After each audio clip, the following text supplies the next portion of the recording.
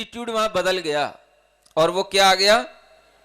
वो आपकी आत्मा का नहीं आया, उस आत्मा के साथ जुड़ी हुई जो आपकी पर्याय है, आपका जो बाहरी रूप है, जो आपको बाहरी फिगर मिली है, उसके अनुसार आपसे कहा जाएगा कि आप मनुष्य हैं, तो पर्यायार्थिक नए से आप मनुष्य हो गए। समझ आ रहा है? इसका प्रयोग करना सीखो। णमोकार मंत्र में 5 परमेष्ठी हैं, पांचों ही परम गुरु हैं। जब हमने पांचों को एक साथ गुरु कह दिया, पांचों को ही परमेष्ठी कह दिया, तो ये क्या हो गया? ये द्रव्यार्थिक नय हो गया।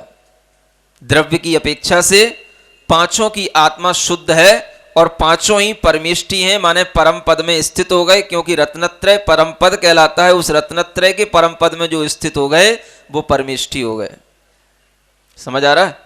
और फिर कहेंगे नहीं, ये पांचों गुरु नहीं है, केवल आचार्य ही गुरु हैं। अरियंत सिद्ध तो भगवान है। समझ आ रहा है? आचार्य गुरु हैं। और जब आचार्य के समक्ष उपाध्याय बैठे होंगे, साधु बैठे होंगे, तो उनके लिए साधु उपाध्याय कोई भी गुरु नहीं होंगे। आचार्य के समक्ष केवल आचार्य गुरु होंगे। समझ आ रहा है? देखो देखो विवक्षाएं कैसे बदलती हैं। जब आचार्य के समक्ष उपाध्याय बैठे हैं, साधु बैठे हैं, तो सबके लिए गुरु कौन हो गए? वहां पे आचार्य गुरु हो गए। अब वहां पर ना अरिहंत है गुरु, ना सिद्ध गुरु है, वहां पर तो अरिहंत और सिद्ध हो गए कौन? भगवान। जब हमने अरिहंत और सिद्ध को भगवान कहा तो किस नए से कहा? ये हमने अलग अलग तोड़ दिया उन सबको, तो ये क्या हो गया? पर्यायार्थिक नय। समझ आ रहा है? द्रव्यार्थिक नय से हम कहेंगे सब भगवान है, पांचों भगवान है। ये किस नय से? सीख लो जैन लोगों, सीख लो। हाँ, कहीं नहीं सीखने को मिलेगा। और जब हमने अलग अलग कहा, नहीं भगवान कौन है? अरिहंत और सिद्धि भगवान है, आचार्य उपाध्याय साधु भगवान नहीं है, ये गुरु हैं। समझ आ रहा है? फिर उन गुरुओं में भी हमने कहा नहीं, साधु गुरु नहीं, उपाध्याय गुरु नहीं, केवल आचार्य गुरु हैं। क्यों है? क्योंकि आचार्य के समक्ष उपाध्याय भी बैठे हैं, साधु भी बैठे हैं, और वो उनके शिष्य हैं। समझ आ रहा है? तो गुरु कौन रह गए? केवल आचार्य। समझ आ रहा है? फिर आचार्य ने कह दिया जाओ साधु को अलग जाने दो, उपाध्याय से कह दिया तुम अपना काम करो, तुम पढ़ाओ। समझ आ रहा है? अब जब वो उपाध्याय पढ़ाने बैठेंगे शिष्य को, साधु को, तो उस समय पर उस साधु के लिए उपाध्याय गुरु होंगे। समझ आ रहा? और जब वह उपाध्याय भी उस साधु के सामने नहीं होंगे, केवल साधु ही परमेष्ठी होंगे। समझ आ रहा है? और केवल भक्तगण सामने होंगे, तो उनके लिए साधु गुरु होंगे। उन्हीं भक्तों के लिए पहले वो साधु गुरु नहीं थे, जब वो आचार्य के पास में थे तो वो आचार्य को गुरु मानते थे। समझ आ रहा है? और वही भक्तों के लिए वो जब आचार्य सामने नहीं होते हैं तो साधु ही उनके गुरु हो जाते हैं। ऐसा कैसे हो गया? ये कौन से नय से हो गया? पर्यायार्थिक नय से। पर्याय का मतलब हर परिणति जैसे जैसे बदलती चली जाती है। पर्याय माने परिणति, परिणति माने जैसे जैसे चेंज आता चला जाता है, हम उसको जिस जिस रूप में स्वीकार करते चले जाते हैं, वो हमारा जो सोचने का दृष्टिकोण होता है उसी को कहते हैं पर्यायार्थिक नय। समझ आ रहा है? अब आपको हमारी बात तो समझ आना है, लेकिन आपको आपकी बात तो समझ आ सकती है। अब आपको आपकी रिश्तेदारी के हिसाब से समझाता हूं थोड़ा सा। नहीं समझ आ रहा? आप अपने घर में हो और अपने घर में आप मान लो कोई पुरुष है, व्यक्ति है, 60 साल का है, उसके बेटे भी हैं, उनके बेटे का बेटा भी है। वह 60 साल का व्यक्ति जब अपने बेटे के समक्ष होता है तो बेटा उससे क्या बोलता है? पापा जी, पिताजी। समझ आ रहा है? उस समय पर वह व्यक्ति अपने आप को पिता मान लेता है। समझ आ रहा है? जब वही व्यक्ति के सामने उसकी पत्नी आ जाती है तो वह उसको अपने सामने पाकर के अपने को क्या मान लेता है? पति मान लेता है। क्या हो गया? आदमी तो एक ही था, एकदम से पिता से जो है पति कैसे हो गया? वो पर्याय आर्थिक नय से। समझ आ रहा है? जैसी सामने पर्याय आएगी उसी के अकॉर्डिंग आपके अंदर भाव आएंगे। समझ आ रहा है? और जैसा आपके सामने मतलब वातावरण होगा, जैसा आपके सामने प्रस्तुतिकरण होगा, उसी के अनुसार आपके परिणामों में अंतर आएगा और आपके लिए वही चीज दूसरे दूसरे शब्दों में कहने लगने में आ जाएगी। अभी आप कहे जा रहे थे मनुष्य, अब मनुष्य से भी हटकर के फिर आप क्या बन गए? पिता बन गए, फिर आप पति बन गए। समझ आ रहा है? जब आप अपने ऑफिस में गए तो आप बॉस बन गए। क्या समझ आ रहा है? फिर जब आप अपने बॉस के और अपने से बड़े बॉस के सामने आए तो फिर आप उसके सामने एक क्लाइंट बन गए। क्या समझ आ रहा है? जब आप किसी की दुकान पे खड़े हो गए तो आप ग्राहक बन गए। आप तो वही थे, आप बदलते क्यों रहते हो? तो ये जो बदलने के अनुसार अपने भाव जो बदल रहे हैं, इसको हम गलत नहीं कह सकते हैं। ये सब चीजें सही हैं, लेकिन इसको समझने की विवक्षा होनी चाहिए। जब हम किसी की दुकान पर कोई चीज खरीदने गए हैं तो हम ग्राहक हैं। तो ग्राहक क्यों हुए?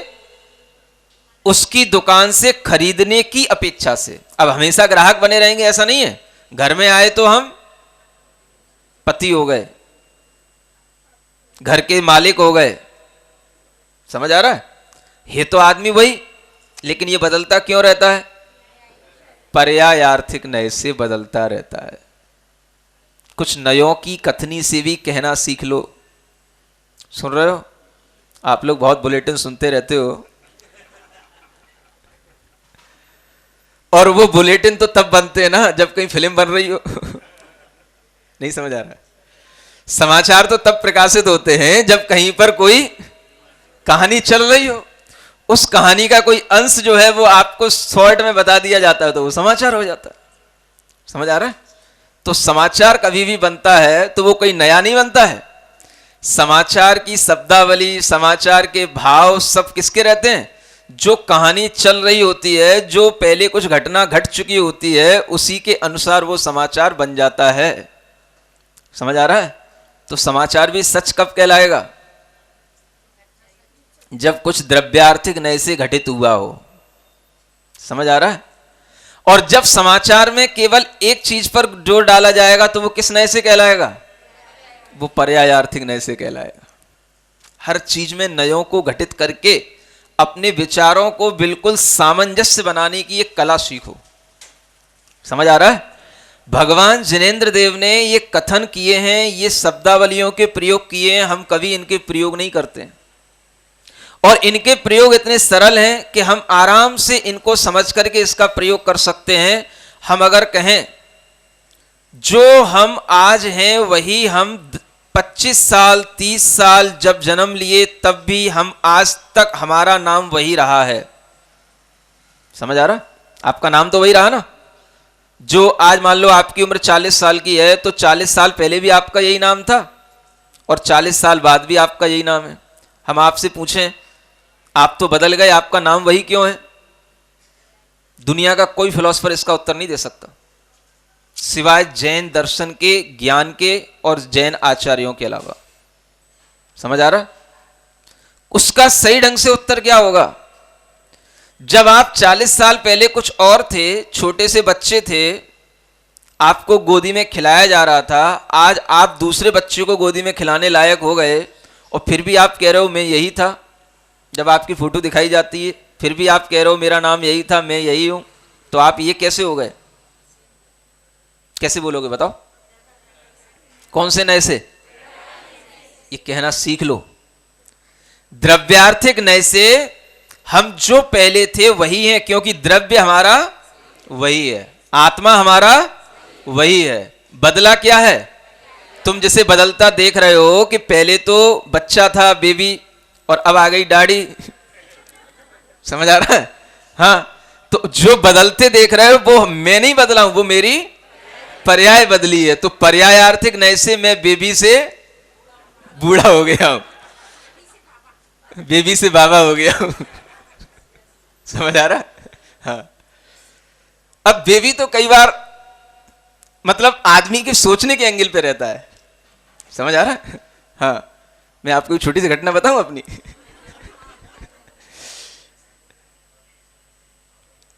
कॉलेज में पढ़ने पहुंच गया। समझ आ रहा है?